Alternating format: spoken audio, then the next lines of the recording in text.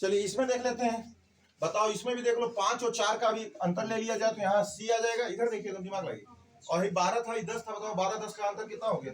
वही CH2 का अंतर इसमें भी कितने आएगा? 14 अंतर। तो पहला एग्जाम्पल तो आप ऐसे एकदम फटाफट नोट कर लीजिए। बाकी कहीं भी मैं कोई बात लगाऊंगा, यही बात अभी हर जगह लगाऊंगा। चाहे एल्केन हो, चाहे अल्कोहल हो, चाहे डिहाइड हो, चाहे अम्ल हो, चाहे कोई भी एमीन हो, हर जगह एक श्रेणी बन जाएगी समान जातियों की, जिनके बीच में CH2 का अंतर रहेगा या 14 अंकों का अंतर रहेगा। 14 अंक केतुआ में अणुभार का अंतर। किन लोगों के बीच में? 2 क्रमागत सदस्यों के बीच में। फटाफट नोट करो भाइयों, ये एल्केन वाला क्यों नोट करो फटाफट। एल्कीन का भी हम लोग देख लेते हैं, फिर अल्कोहल का भी देख लेते हैं।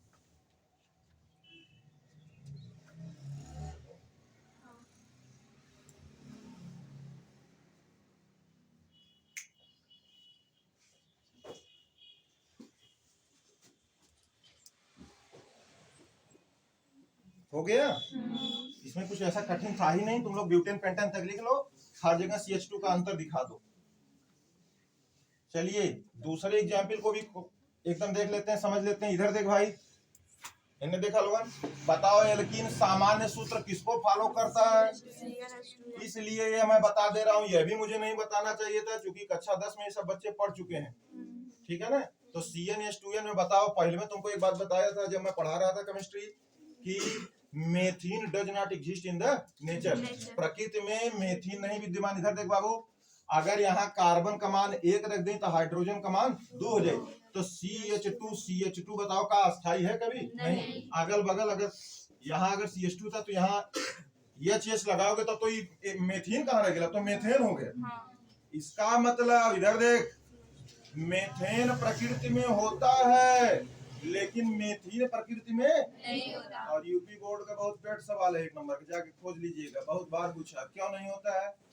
बस ऐसे मालूम है नहीं साहब का। अरे क्यों नहीं होता तुम बता दो। कहोगे सूत्र ये रहेगा तो CH2 रहेगा। संयोजकता हमेशा कार्बन की कितनी होगी? 4। जैसे ही 2 संयोजकता खाली रहेगी तो संयोजकता को किससे भरा जाता है? हाइड्रोजन से।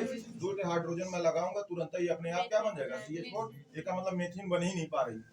तो मेथिन भी नहीं बनती है तो और कौन नहीं बनता? मेथाइन भी नहीं बनता। तो चलिए जब हम इस बात पे कर रहे हैं तो हमारा सुनो, एल्कीन परिवार का पहला सदस्य तब मेथिन नहीं होता है। कौन होता है? एथीन। तो इसमें तो कुछ अंतर नहीं। तो बताओ C3 रहेगा तो H कितना? 6। 4 रहेगा तो ये कितना? 8। ये कितना भाई? 5। तो ये कितना? 10। वही बताइए, वही बात मैं फिर से कह रहा हूँ। अंतर देखो, बताओ 3 कार्बन 2 कार्बन हटा दिए, 1 कार्बन 6 कार्बन CH2 अंतर CH2। इसके बीच में अंतर CH2। अंतर का मतलब कितने अंक का अंतर है? यानी जब मॉलिक्यूलर वेट तो निकालोगे, क्या निकालोगे? Molecular weight. अणुभार, तो अणुभार पहले वाले सदस्य और दूसरा उसके जो आगे का सदस्य रहेगा उनके बीच का अंतर हमेशा कितना अंक है? 14। ये है समजातीय श्रेणी। और आगे थोड़ा देख लेते हैं। मिटाए इसको क्या?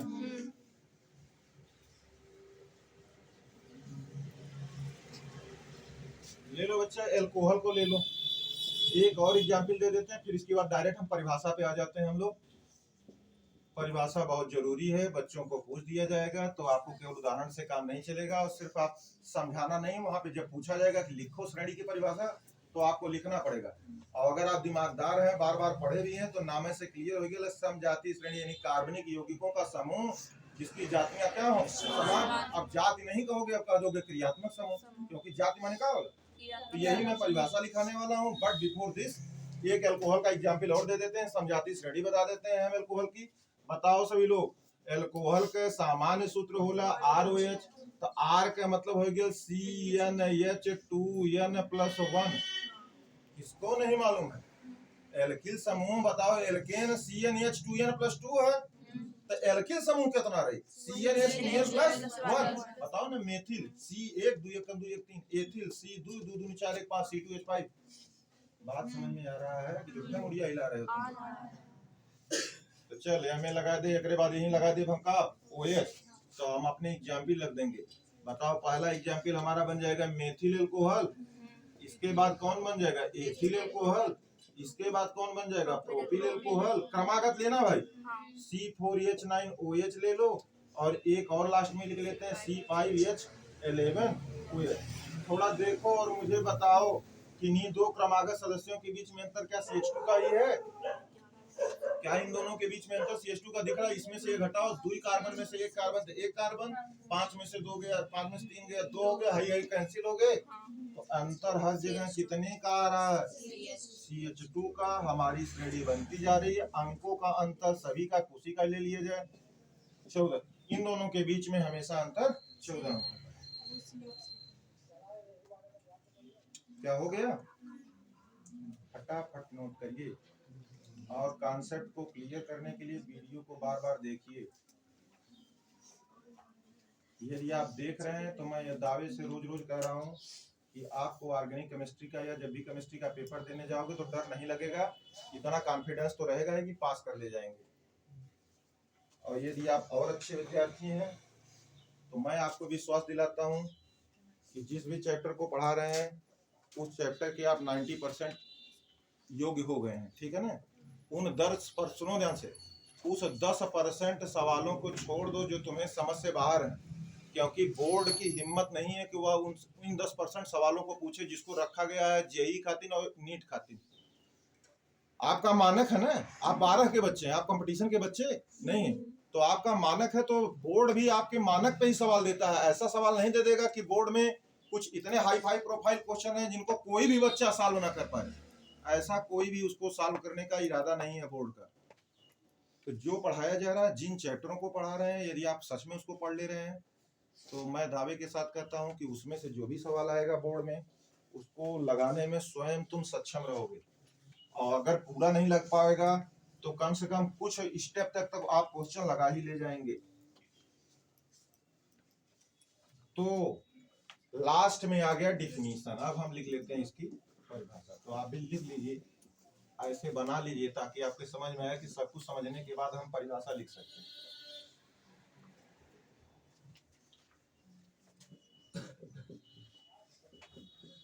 कार्बनिक यौगिकों का समूह, कार्बनिक यौगिकों का समूह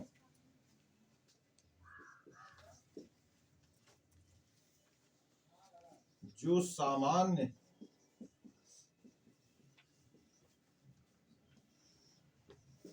सूत्र,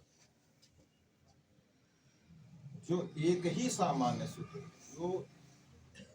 जो एक ही सामान्य सूत्र का पालन करते हैं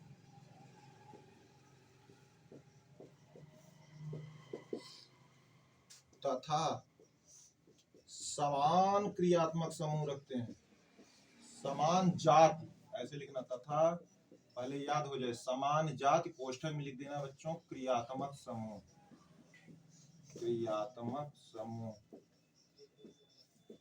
मार्कर तो खत्म हो गया।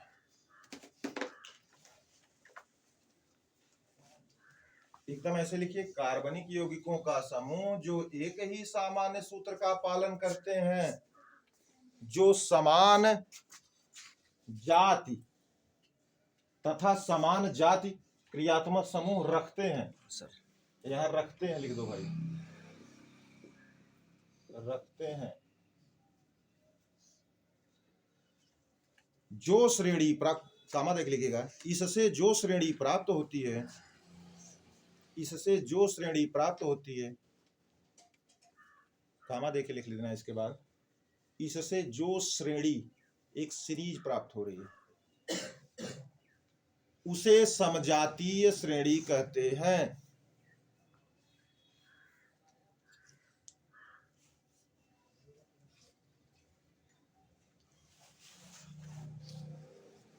और सबसे इंपॉर्टेंट, हाँ, इंग्लिश में इसको कैसे कहोगे? क्या हिंदी के बच्चे इंग्लिश में इसको नहीं परिवर्तित कर सकते हैं? कर सकते हो, तुम लोग इंग्लिश पढ़ते हो। देखो ना, इसमें क्या ऐसी कठिन बात है कि आपको साहित्य लगाना है। Group of organic compound, group of organic compound which follow the same general formula, जो किसको फॉलो करते हैं? समान, and have the same functional group, and have the, यानी समान क्रियात्मक समूह है। समान जो सूत्र था उसका, जैसे बताओ एल्केन का सामान्य सूत्र लेकिन सभी लोग उसी का पालन कर रहे थे। एथेन में सब लोग, एल्कीन में भी, एल्काइन में भी, अल्कोहल में। तो हमारी परिभाषा ही हो गई कि कार्बनिक यौगिकों का ढेर सारा समूह रहे, कोई भी समूह रहे, जो सामान्य सूत्र का पालन करते हैं तथा समान जाति रखते हैं, तो जो श्रेणी, जो सीरीज बन जाती उसी को समजाति श्रेणी। और सबसे इंपॉर्टेंट इसमें लिख लीजिए लक्षण, होमोलॉगस सीरीज के कैरेक्टरिस्टिक, समजाति श्रेणी के लक्षण। Group of organic compound which follow the same general formula and have the same functional groups are form a series that is known as the homologous series. लक्षण पहला लिखो, लिख डालिए इसको। दो क्रमागत सदस्यों के बीच, दो क्रमागत सदस्यों के बीच सदैव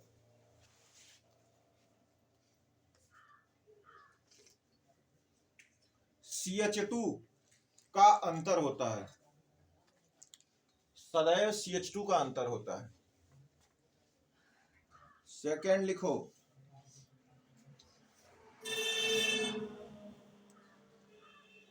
दो क्रमागत सदस्यों के बीच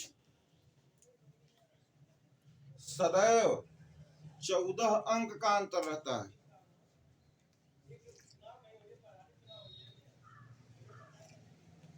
बताओ ये बातें भी हम पढ़ेंगे नहीं कुछ देर पहले, पूरा समझ लिए, तो बस अब उसके लास्ट में बस उसको तुम्हें लिखना मात्र है।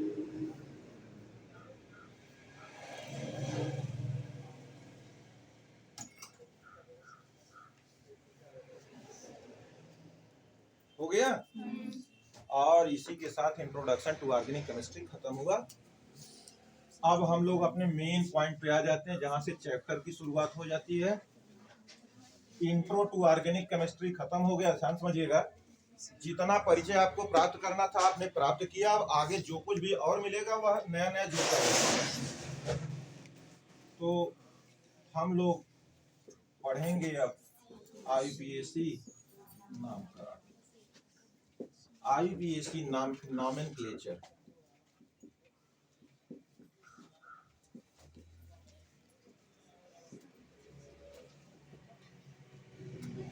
IUPAC नॉमेनक्लेचर, सुनो, पहले तो मैं ये बात कहूंगा, ये तो आपका मुख्य अध्याय ही चालू हो गई है, तो तुम लोगों का पूरा एकदम लेक्चर ही चालू हो गया। काफी लंबा चौड़ा लेक्चर चलने वाला है और इसमें हम लोग कुछ पढ़ना भी नहीं है। एल्केन, एल्कीन, एल्काइन, एक एक लोगों का, alkane, alkene, alkyne, alcohol, aldehyde, ketone, अम्ल, एमीन, एमाइड, ईथर, इतने लोगों का हमें क्या याद रखना है? याद नहीं रखना है, समझना हमें क्या करना है, क्योंकि याद रखने वाली कोई हाँ, याद क्या रखा जाएगा इसमें? रूल्स। IUPAC के कुछ क्या है? रूल्स है, रेगुलेशन है। आपको उन नियमों को याद रखना, क्योंकि उन्हीं नियमों के आधार पे ही नामकरण किया जाता है। तो बात आ गई, नाम तो दो प्रकार के होते हैं, सुन लो ध्यान से। जब नाम की बात आ गई तो नाम दो होते हैं, एक होता है कॉमन नेम, कॉमन नेम, एक होता है IUPAC नेम। अच्छा, कॉमन नेम क्या होता है? यह ओरिजिन के कारण होता है। ध्यान समझिएगा, बात सुन लो। कॉमन नाम, नाम तो ऐसे ही लग रहा है कि अरे सर ठीक है हम तो ये पढ़ेंगे, नहीं। जिस बच्चे ने यहाँ गलती कर दी कि हम कॉमन नेम नहीं जानेंगे, वह सबसे गड़बड़ लड़का सिद्ध हो जाएगा। क्योंकि बोर्ड की परीक्षा में IUPAC पे सवाल ना दिए, वो कहिए कि 3 मोल एसीटोन फार्मिक एम्ल से इस तरह रिएक्शन कर रहा, तो उत्पाद बताइए। तो जितने भी नाम लेता है वो ज्यादातर कैसा नाम लेता है? सामान्य नाम। और सुनो ध्यान से, हम ये बताना चाह रहे हैं कि जब दोनों नाम की बात आती है तो नाम दो प्रकार के होते हैं, एक तो सामान्य नाम होता है और एक। तो सामान्य नाम का कारण क्या बनता है? सामान्य नाम का कारण उत्पत्ति कारण बनती है। जैसे उत्पत्ति का मतलब इस तरह समझो, जे बहुत गरीबी में पैदा भलते का नाम गरीब सिंह हो गया, अमीरी में पैदा भल तो अमीर सिंह हो गया, चिथरा पहनत रहा चिथरू सिंह हो गया, पत्थरे के नहीं रहा पत्थरू सिंह हो गया। ऐसे तो नाम रखे जाते हैं। इंटू पिंटू चिंटू मिंटू गुड्डू भी है, आई में पिंकी सोनी मोनी और बिलरिया भी है। भाई देखिए यही है ना। अब कोई किसी लड़की का नाम बिलरिया रख दिया तो उसके माता पिता गांव घर वाले देखले रहा बचपन वो बिलरिया ऐसा लौकात रहे। बाद में क्या यही वो उसका नाम है क्या? नहीं, ये नाम क्या है? लेकिन यो हो सकाला कि कॉमन नाम इतना प्रभावी हो जाता है आईपीएससी नाम पे कि लोग आईपीएससी नाम क्या हो जाते हैं, भूल जाते हैं। समझे? जैसे दिनेश लाल यादव दूसरे हैं लेकिन निरहुआ को सब लोग पहचानते हैं, तो कॉमन नेम क्या है? निरहुआ। लेकिन आईपीएससी क्या है? दिनेश लाल यादव। तो कॉमन नेम ऐसे नहीं है। अच्छा देखिए, निरहुआ क्यों हुआ? ऐसा ना निहुट चलत रहा ओके, मालूम रहे कि जब हम गाना रिलीज करने जा रहे हैं तो कुछ ऐसा नाम लिखें कि लोगों को आनंद आए। अरे ऐसे नहीं उत्पत्ति किया उसने, तो ऐसे तो लोग लिखते हैं कि फलाने ढकाने से। तो ये जो है, ये जो कॉमन नेम होते हैं, इनका कारण कौन रहता है? उत्पत्ति। जैसे एसिटम, जैसे एसिटम से बना एसिटिक एसिड, ये लैटिन शब्द था। लोग सिरका को वहां एसिटम कहते थे। वे लोग काफी विद्वान थे, उनकी वैज्ञानिक बिरादरी काफी आगे थे हम लोगों से, तो उसका नाम एसिटिक एसिड हो गया। उन्होंने रखा फार्मिक एसिड। तो फार्मिका जो रहता है, फार्मिका माने लाल चींटी होती है। फार्मिका माने ही क्या होती है? लाल चींटी। हमारे देश में नहीं, हमारी अंग्रेजी में नहीं, लैटिन वालों की जो उन लोगों की भाषा थी उसमें तो फार्मिका था। तो वो नाम आज तक चलता गया कि फार्मिका माने लाल चींटी। फार्मिका से जो प्राप्त होता है उसको क्या कहते हैं? Formic acid. तो वही मैंने कहा, बात समझ में आई? तो ठीक है भैया, आज की बात यहीं तक है। आप पढ़ते रहिए और अपने चैनल को शेयर और सब्सक्राइब करिए। यह आप लोगों का चैनल है, इसको दूर दूर तक फैलाइए ताकि सभी बच्चे लाभान्वित हों। ठीक है, ओके, जय हिंद।